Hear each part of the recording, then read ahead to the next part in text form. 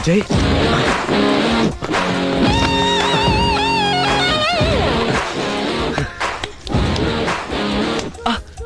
എത്ര പ്രാവശ്യം പറഞ്ഞു നിന്നെ എന്റെ കൂടെ നിർത്താനൊക്കില്ലെന്ന്? ഫസ്റ്റ് ടൈം നീ കാരണം പോലീസ് സ്റ്റേഷനിൽ കയറി.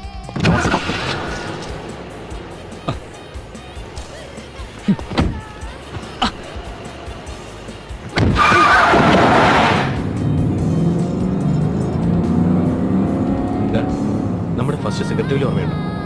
അന്നുപോലെ നമ്മൾ ഹാഫ് വെച്ച് വലിക്കാറുള്ളൂ. നിന്റെ ഹാഫ്. നീ എന്തൊക്കെ പറഞ്ഞാലും എന്റെ കൂടെ നിർത്താൻ മാത്രം പറ്റില്ല.